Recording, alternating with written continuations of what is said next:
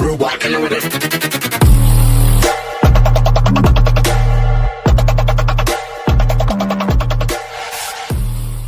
Wait a minute.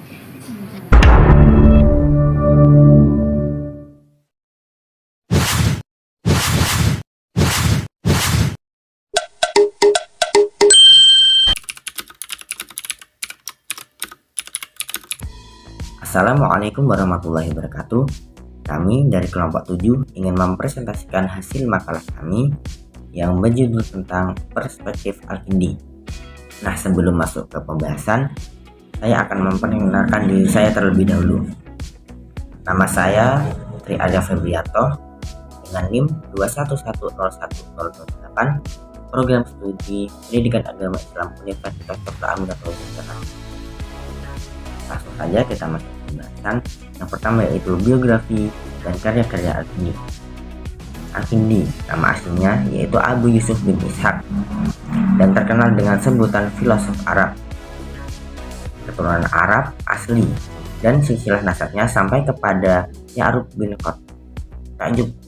Qotton, yaitu nenek pertama suku Arabia Selatan. Ayahnya pernah menjadi gubernur Kufah pada pemerintahan Al-Mahdi dan Harun al-Rasyid, dan nenek-neneknya adalah raja di daerah Indah dan sekitarnya. Al-Kindi mendapat kedudukan yang tinggi dari Al-Ma'mun, Al-Mu'tasim, dan anaknya yaitu Ahmad, bahkan menjadi gurunya karena berkecimpung dalam lapangan filsafat. Ia mendapat tantangan yang sengit dari seorang ahli hadis yaitu Abu Ja'far bin Muhammad Al-Balaki. Al-Kindi mengalami kemajuan pikiran Islam dan penerjemah buku-buku asing ke dalam bahasa Arab. Bahkan ia termasuk pelopornya. Bermacam-macam ilmu telah dikajinya, terutama filsafat. Dalam suasana yang penuh pertentangan agama dan mazhab, dan yang dibanjiri oleh paham golongan Mu'tazilah serta ajaran-ajaran Syiah, jumlah karangannya yang sebenarnya sukar untuk ditentukan karena dua sebab. Yang pertama, penulis-penulis biografi tidak sepakat penuturannya tentang jumlah karangannya tersebut. Ibnu An-Nazim dan Al-Qaffi menyebut 238 salah atau karangan pendek, dan Said Al-Andalusi menyebutkan ada 52. Sedangkan sebagian dari karangan-karangan tersebut telah hilang keduanya. Karang-karangan yang sampai kepada kita adalah yang memuat karangan-karangan yang lain. Di karangan-karangan tersebut bermacam-macam, antara lain filsafat, logika, musik, aritmatika, dan lain-lain. Al-Kindi tidak banyak membicarakan persoalan-persoalan filsafat yang rumit dan yang dibahas, dan lebih mengutamakan ketelitian pemakaian kata-kata daripada menyelami problematika filsafat pada umumnya. Karangan-karangan Al-Kindi ringkas-ringkas dan tidak mendalam karena sebagian besar karangannya telah hilang. Sukar sekali untuk memberikan penilaian yang tepat terhadap buah pikirnya. Meskipun hal ini tidak mengurangi penghargaan terhadapnya sebagai seorang filosof yang pertama-tama memberikan ulasan dan kritik terhadap buku-buku filsafat dari masa sebelumnya. Karangan-karangannya yang terkenal dikemukakan oleh seorang ahli ketimuran asal Jerman yaitu Helmut Ritter di perpustakaan Hagia Sophia, Istanbul, Turki, dan terdiri dari 29 risalah. Risalah ini membicarakan soal-soal alam dan filsafat, antara lain keesaan Tuhan, akal, jiwa, filsafat. Pertama, risalah-risalah tersebut sudah diterbitkan di Mesir oleh Muhammad Abdul Hadi Abu Raidah. Unsur-unsur filsafat yang terdapat pada pemikiran Al-Kindi adalah: yang pertama, aliran Pythagoras tentang matematika sebagai jalan ke arah filsafat. Kedua, pikiran-pikiran Aristoteles dalam soal-soal fisika dan metafisika, meskipun Al-Kindi tidak sependapat dengan Aristoteles tentang qadimiyat alam. pikiran-pikiran Plato. Yang ketiga, pikiran-pikiran Plato dalam soal kejiwaan. Yang keempat, pikiran-pikiran Plato dan Aristoteles bersama-sama dengan soal etika. Yang kelima, wahyu dan iman atau ajaran-ajaran agama dalam soal-soal yang berhubungan dengan Tuhan dan sifat-sifatnya. Nah, terakhir yang keenam, aliran Mu'tazilah. Sebelumnya, Assalamualaikum warahmatullahi wabarakatuh. Perkenalkan, nama saya Latifatul Khairunisa dengan NIM 211010004 dari Prodi Pendidikan Agama Islam. Di sini saya akan mempresentasikan hasil makalah kami dengan judul Filsafat Al-Kindi. Dalam risalahnya yang ditunjukkan kepada Al-Mu'tasim, ia menyatakan bahwa filsafat adalah ilmu yang termulia serta terbaik dan tidak bisa ditinggalkan oleh setiap orang yang berpikir. Kata-katanya ini ditunjukkan kepada mereka yang menantang filsafat dan mengingkarinya, karena ini menganggap sebagai ilmu kafir dan menyiapkan jalan pada kekafirannya. Sikap mereka inilah yang selalu menjadi rintangan bagi filosof-filosof Islam, terutama pada masa Ibnu Rusyid. Al-Kindi meninjau filsafat secara internal dan eksternal. Secara internal, ini bermaksud mengikuti pendapat filosof-filosof besar tentang arti kata filsafat. Dan dalam risalahnya yang khusus mengenal definisi filsafat, ia menyebutkan 6 definisi yang kebanyakan bercorak Platonisme. Adapun secara eksternal, ia bermaksud memberikan sundisi definisi filsafat. Menurut Al-Kindi, filsafat ialah ilmu tentang hakikat atau kebenaran segala sesuatu menurut kesanggupan manusia yang mencakup ilmu ketuhanan, ilmu keesaan atau wahdaniyah, ilmu keutamaan atau fadilah, ilmu tentang semua cara meraih maslahat dan menghindari dari madorot. Tujuan seorang filosof bersifat teoritis, yaitu mengetahui kebenaran praktis dan menunjukkan kebenaran tersebut dalam tindakan. Semakin dekat kepada kebenaran, semakin dekat pula pada kesempurnaan. Dalam keterangan Al-Kindi tersebut, terdapat unsur-unsur pikiran dari Plato dan Aristoteles. Unsur Aristotelesnya ialah pembagian filsafat kepada teori praktis. Unsur Platonya ialah definisinya, karena sebelum Al-Kindi, Plato telah mengatakan bahwa filosof ialah orang yang menghiasi dirinya dengan mencintai kebenaran serta menyelidikinya, dan lebih mengutamakan jalan keyakinan daripada jalan dugaan. Jalan mencapai kebenaran telah digariskan oleh Plato dan Aris Pythagoras. Plato mengatakan bahwa inti filsafat ialah mencintai, mengatur, dan mengagungkan kekuatan akal dan hati. Apabila hal ini bisa dicapai oleh seseorang, ia akan dapat menerima pengetahuan, dan dengan pengetahuan ini ia akan sanggup menjalankan tugasnya. Pengetahuan tersebut ialah ilmu hisab atau aritmatika, handasah atau geometri, falak atau astronomi, dan jadal atau ilmu berdebat. Aliran Pythagoras menetapkan matematika sebagai jalan ke arah ilmu filsafat. Sesuai dengan itu, Al-Kindi dalam salah satu risalahnya mengatakan perlunya matematika untuk filsafat dan pembuatan obat-obatan. Dalam risalah lain yang menunjukkan buku Aristoteles yang diperlukan untuk mempelajari filsafat, Al-Kindi menekankan perlu mempelajari buku-buku Aristoteles dengan menyebutkan urutan-urutan kegunaan dan tingkatnya. Begitu juga ia mengatakan bahwa matematika diperlukan juga untuk mempelajari buku-buku tersebut, di samping diperlukan untuk mempelajari filsafat. Sekian dari saya. Wassalamualaikum warahmatullahi wabarakatuh.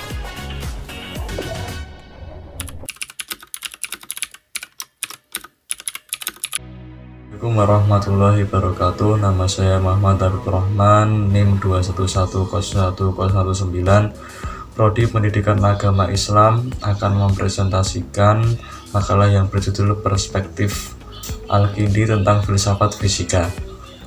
Filsafat fisika. Soal fisika diuraikan oleh Al-Kindi dalam beberapa risalahnya.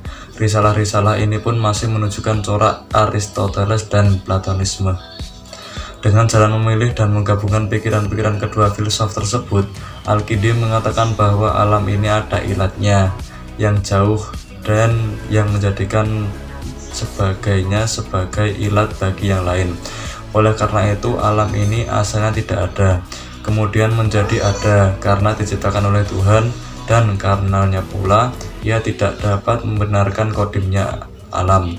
Ia mengatakan bahwa di dalam alam ini terdapat bermacam-macam gerak, antara lain gerak kejadian dan 4 ilat yang telah diperkatakan oleh Aristoteles sebelumnya, yaitu ilat materi atau ilat unsur, ilat madiyah material cause, ilat bentuk, ilat zuhriyah form cause, ilat pencipta, ilat fa'ilah moving cause, dan ilat tujuan, ilat goyah final cause. Ia akhirnya sampai pada yang dinamakan ilat pencipta yang terjauh bagi tiap-tiap kejadian dan kemusnahan, yaitu ilat pertama atau Tuhan. Dan ia juga sampai kepada ilat terdekat, yaitu semua benda langit yang bekerja untuk menjadikan atau memusnahkan dengan perantaraan 4 unsur di bawah ini. Kebudayaan dan kemusnahan hanya terjadi pada alam yang berada di bawah bulan, karena menurut Al-Kindi dan orang-orang sebelumnya, kejadian dan kemusnahan tersebut hanya bisa terjadi pada benda-benda yang mempunyai kualitas dan mengandung perlawanan. Panas, dingin, basah, dan kering merupakan permulaan kualitas. 4 unsur ini tidak terdapat pada benda-benda langit, yaitu sejak bulan sampai pada akhir benda langit, sehingga pada alam terakhir ini tidak terdapat kejadian dan kemusnahan. Al-Kindi mengatakan bahwa benda-benda langit mempunyai kehidupan serta mempunyai indera-indera, yaitu indera penglihatan dan indera pendengaran saja sebagai indera yang diperlukan untuk berpikir dan membedakan. Oleh sebab itu, benda-benda langit adalah benda-benda yang berpikir dan bisa membedakan, karena benda-benda langit menjadi ilat terdekat bagi kejadian dan kemusnahan dalam alam ini. Kehidupan di bumi menjadi bergantung padanya. Benda-benda langit itulah yang menimbulkan kehidupan di bumi sebagai sebab geraknya yang abadi atau terus-menerus menurut arah tertentu. Dengan demikian, kita harus merasakan keagungan kekuasaan Tuhan. Tentang baharunya alam dalam mengumumkan bukti-buktinya, ia mengikuti ajaran agama Islam dan pikiran-pikiran Aristoteles. Dalil Al-Kindi berpangkal pada arti gerak dan waktu, serta pertalian antara keduanya merupakan pertalian keduanya dengan benda. Ia mengatakan bahwa zaman adalah zamannya benda, artinya masa wujudnya, karena zaman itu tidak mempunyai wujud tersendiri. Gerak juga geraknya benda, karena gerak tidak mempunyai wujud yang terdiri sendiri. Benda dalam alam ini bagaimanapun mengalami pergantian dengan satu macamnya tertentu. Baik pergantian itu adalah gerak benda sekitar pusatnya atau rotasi, ataupun gerak benda dari satu tempat ke tempat yang lain, atau gerak revolusi, atau gerak tombak, atau gerak surut atau kurang, atau gerak menjadi bentuk lain, atau gerak esensi atau jauhariyah dalam bentuk kejadian dan kemusnahan, atau gerak menjadi ada dan menjadi tidak ada. Tiap-tiap gerak berarti merupakan bilangan masa benda. Oleh karena itu, gerak hanya terdapat pada apa yang mempunyai zaman. Berdasarkan hal ini, gerak itu ada apabila ada benda, karena tidak mungkin ada benda jika semula diam kemudian bergerak. Sebab benda alam ini ada kalanya baru atau kodim. Kalau baru, wujudnya dari tiada adalah kejadian, sedangkan kejadian merupakan salah satu macam gerak. Jadi, barunya benda alam adalah gerakan, maka baru dan gerak selalu bergandengan. Ia benda itu kodim dan diam yang mungkin bisa bergerak, kemudian bergerak sudah itu. Hal ini berarti bahwa suatu yang azali mengalami perubahan. Akan tetapi yang kodim tidak mungkin mengalami perubahan jika benda tidak terdapat tanpa gerak. Sedangkan gerak menjadi syarat pokok bagi wujudnya zaman, dan zaman benda adalah masa wujudnya. Maka kelanjutannya dari semua ini ialah bahwa benda gerak, dan zaman terdapat bersama, dan salah satunya tidak mendahului orang lain. Karena ketika perkara ini terbatas, terutama karena zaman tidak mungkin tidak terbatas, artinya masa wujudnya alam ini terbatas pula, jadi alam ini adalah baru. Bila demikian keadaannya, benda, gerak, dan waktu harus terbatas permulaannya, dan apabila terbatas permulaannya, artinya ketika perkara tersebut tidak azali. Filsafat Al-Kindi berbeda dengan Aristoteles. Kalau Aristoteles tidak membenarkan bahwa kejadian itu atau kejadian dari tiada sama sekali adalah gerak, karena hal ini mengharuskan adanya sesuatu sebagai tempat berlangsung gerak. Al-Kindi mengatakan bahwa penciptaan atau ibda kejadian dari tiada sama sekali bagi benda bergandengan dengan geraknya. Sekian dari saya. Wassalamualaikum warahmatullahi wabarakatuh.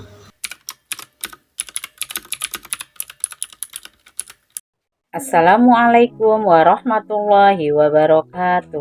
Perkenalkan, nama saya Heni Mariani dari kelompok 7 dengan NIM 21102015 dari Prodi Ahwalus Saksiyah. Di sini saya akan melanjutkan presentasi dari makalah kami yang berjudul Filsafat Al-Kindi dengan subtema Filsafat Metafisika dan Sifat-sifat Tuhan. Persoalan metafisika dibicarakan oleh Al-Kindi dalam beberapa risalahnya, antara lain risalah yang berjudul tentang filsafat pertama dan tentang keesaan Tuhan, dan berakhirnya benda-benda alam. Pembicaraan dalam soal ini meliputi hakikat Tuhan, wujud Tuhan, dan sifat-sifat Tuhan. Hakikat Tuhan, wujud ya, hakikat Tuhan. Tuhan adalah wujud yang hak atau yang benar, yang bukan asalnya tidak ada kemudian menjadi ada. Ia selalu mustahil tidak ada. Ia selalu ada dan akan selalu ada. Oleh karena itu, Tuhan adalah wujud sempurna yang tidak diketahui oleh wujud lain, tidak berakhir wujudnya dan tidak ada wujud kecuali dengannya. Dan bukti-bukti wujud Tuhan, untuk membuktikan wujud Tuhan, ia menggunakan jalan, yaitu barunya alam, keanekaragaman dalam wujud, dan kerapian alam. Hal yang pertama, Al-Kindi mengatakan bahwa apakah mungkin sesuatu menjadi sebab bagi wujud dirinya, ataukah tidak mungkin. Alam ini baru dan ada permulaan waktunya, karena alam ini terbatas. Yang kedua, Al-Kindi mengatakan bahwa menyamainya tidak mungkin ada keanekaragaman tanpa keseragaman, atau ada keseragaman tanpa keanekaragaman. Alam indrawi tergabung dalam keanekaragaman dan keragaman bersama-sama. Yang ketiga, Al-Kindi mengatakan sebab. Sebab tersebut haruslah berasal di luar alam dan lebih mulia, lebih tinggi, dan lebih dahulu adanya, karena sebab harus ada sebelum. Al-Kindi mengatakan bahwa alam lahir tidak mungkin rapi dan teratur, kecuali karena adanya zat yang tidak tampak. Selanjutnya yaitu sifat-sifat Tuhan. Sifat Tuhan pertama, keesaan, suatu sifat yang paling khas baginya. Tuhan itu satu zatnya dan satu dalam hitungan. Yang kedua, yang maha tahu, yang maha berkuasa, yang maha hidup, dan seterusnya. Al-Kindi membuktikan keesaan tersebut dengan mengatakan bahwa ia bukan benda atau huyula maddah, bukan rom atau surah, tidak mempunyai kuantitas, tidak mempunyai kualitas, tidak berhubungan dengan yang lain. Jadi, kesimpulan yang bisa kita ambil bahwa Tuhan adalah sebab pertama, di mana wujudnya bukan karena sebab yang lain. Ia adalah zat yang menciptakan tetapi bukan diciptakan, menciptakan segala sesuatu dari tiada. Ia adalah zat yang menyempurnakan tetapi bukan disempurnakan. Demikian presentasi dari kelompok kami. Mohon maaf apabila ada yang kurang jelas atau salah kata. Terima kasih sudah menyaksikan video dari kami. Semoga bermanfaat bagi kita semua. Jangan lupa like and subscribe ya. Terima kasih. Wassalamualaikum warahmatullahi wabarakatuh.